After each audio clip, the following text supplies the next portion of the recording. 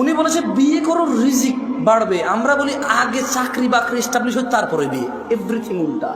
উনি বলেছে মেয়েরা মোহর পাবে, আমরা নেই যৌতুক। তুমি দেখছো, একটু চিন্তা করে দেখো না। উনি বলছে দাড়ি রাখো, আমরা কাটি। উনি বলছে নখ কাটো, আমরা নখ এত লম্বা রাখি।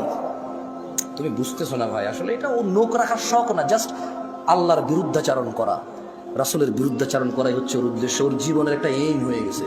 এই যে এখানে দাড়ি কাটা মানুষগুলো বসে আছে, ওর যদি বলা হয় এই দাড়ি যদি তুই না কাটিস ভাই তোর কি লস, একটা লস দেখাইতে পারবে না।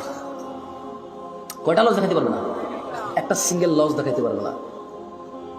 ওর যদি সাইন্টিফিকলি ডাক্তার, আমি তো ডাক্তার না, তবে এখন সাইন্টিফিকলি ডাক্তাররা যে দাড়ি কাটার কতগুলা ক্ষতি, আমি একটা আর্টিকেল পড়তেছিলাম, 17টা ক্ষতি আছে দাড়ি কাটা। কয়টা ক্ষতি? এর মধ্যে হরমোন কমে যায়। কি কমে যায়?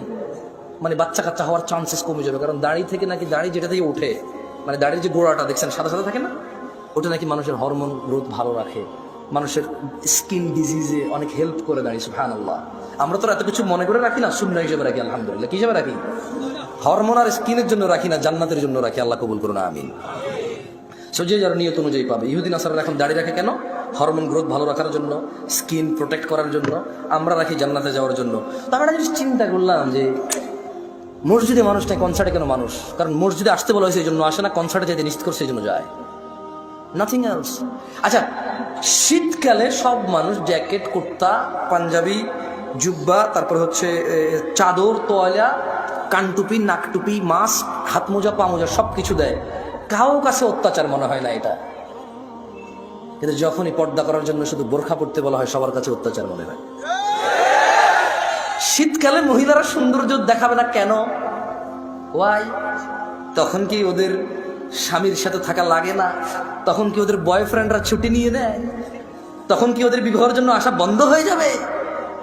তাহলে শীতকালে কেন গা ঢাকে? কারণ ঠান্ডা লাগে তাই ঢাকে। গরমকালে কেন ঢাকে না? ঠান্ডা লাগে না তাই ঢাকে না। আল্লাহ বলেছে ঢাকতে, তাই ঢাকে না। মুসলিম সমাজের বাবা মায়ের, ছেলে সন্তানের, আমার আপনার সবার এটা এইম হয়ে গেছে, যেটা আল্লাহর নবী বলছে ওটার উল্টাটা করো। ওটার কি করো? উল্টাটা করো।